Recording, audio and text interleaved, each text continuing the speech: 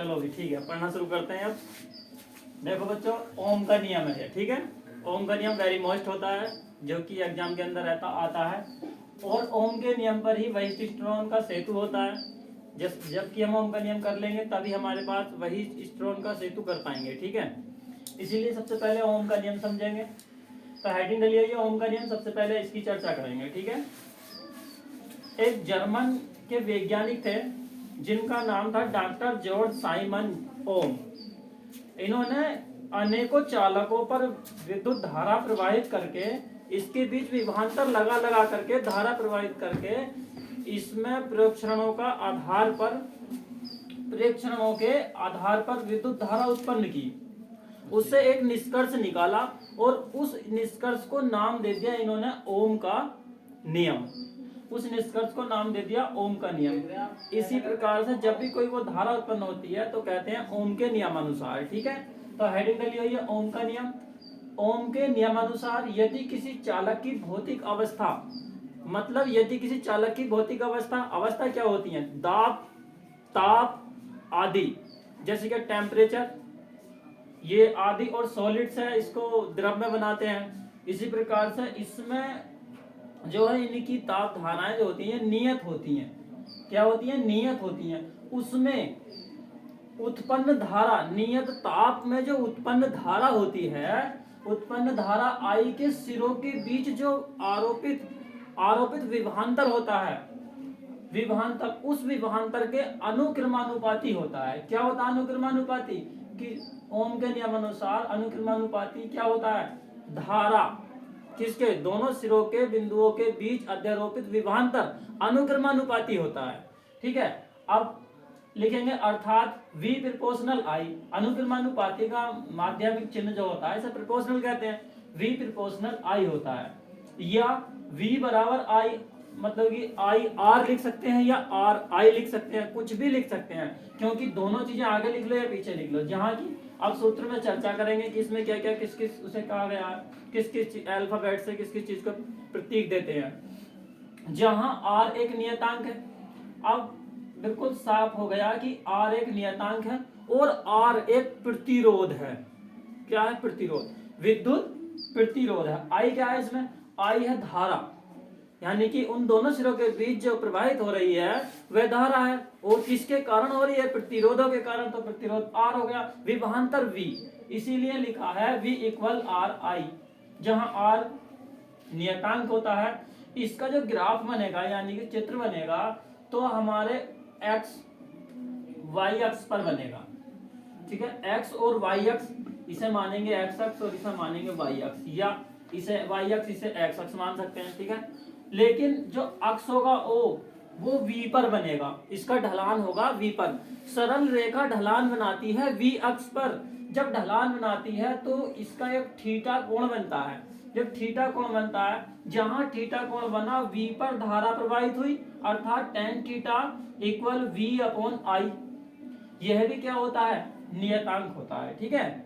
क्या होता है? यह भी एक नियतांक होता है। अब आगे समझेंगे, यहां तक समझ में आ गया होगा।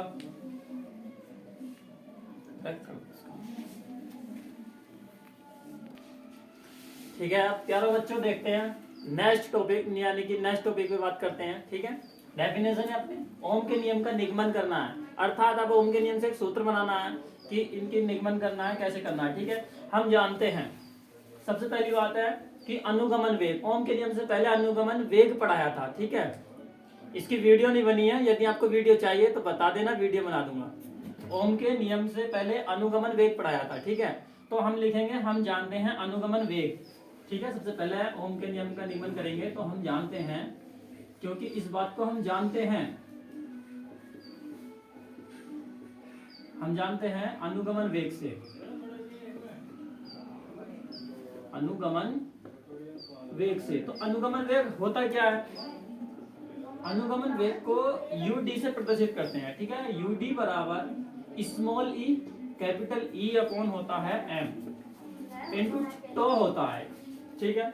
मानो ये टो होता है, अर्थात हम इस बात को कैसे लिख सकते हैं, तथा इस बात को हम कह सकते हैं E बराबर V अपॉन L। E बराबर V अपॉन L का मतलब जो भी हमारा परिच्छेद है, उसकी तार है, उसकी लंबाई है, उसकी लंबाई के ऊपर जो विभवांतर उत्पन्न हुआ है, इसी को हम विद्युत क्षेत्र की तीव्रता प्राप्त कर रहे हैं इसमें। ठीक है, तो अब हम यहाँ से क्या क्या चीज करेंगे, यहाँ से E का मान रख देंगे इसमें, इसे मान लेंगे समीकरण 1, लिख देंगे समीकरण 1 में E का मान रखने पर, किसका मान रखने पर, कैपिटल E का मान रखने पर, तो कैपिटल E का मान रख देंगे, अर्थात हमारे पास चलेगा UD बराबर, एक E तो ऐसे ही रहेगा, इसका मान है V/L।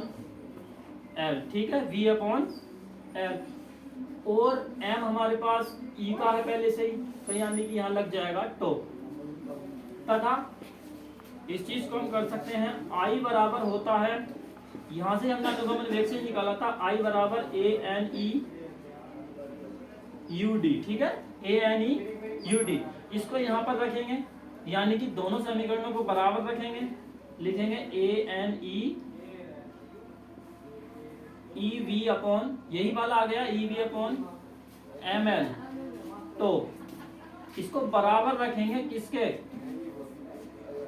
ANE² टो के अपॉन ml। ठीक है, इंटू मानेंगे इसमें V, इंटू इसमें V मानेंगे। अब जब ये बराबर है तो इसको सोल्व करेंगे, जब इसको सोल्व करेंगे हमें मिलेगा V/L बराबर, यहाँ से मिलेगा ml/ANE² टो, जो कि ये किसके बराबर होता है, ये भी एक नियतांक है, जहां लिखेंगे आगे, जहां ml/ANE² टो क्या है, एक नियतांक है भैया।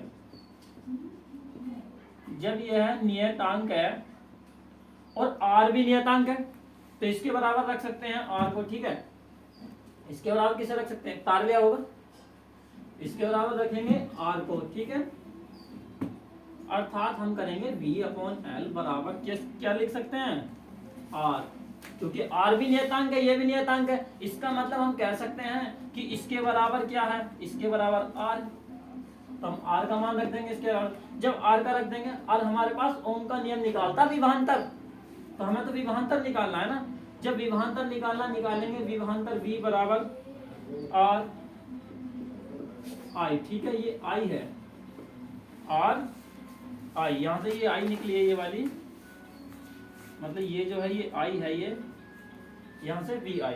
तो इस प्रकार से हम इसको कर लेंगे, और कोई बात समझ में नहीं आई हो तो बता देना, समझा देंगे। ठीक है, कमेंट्स में कमेंट्स कर देना और बता देना, और यही ओम का नियम है, ओम का नियम है। ठीक है, इसको अच्छे से पढ़ेंगे, एक बार स्टडी करेंगे, देखते ही मैं आशा करता हूं कि आपके सभी के समझ में आ गया होगा, और हमारे चैनल को सब्सक्राइब कर लेंगे। और आगे यदि आगे तुम्हें पढ़ना है तो मुझे कमेंट्स में करके बताएंगे, कोई बात समझ में नहीं आई है तो बताएंगे। ठीक है, अपने इस चैनल को अपना ही मान के अपना प्यार दें, और इसको सब्सक्राइब करें, और वीडियो को लाइक करें, और कमेंट्स में बताएं कि कैसा लगा है, कोई समझ में ना आए तो बताना। ठीक है, चलो ठीक है, चलते हैं, टाटा बाय बाय।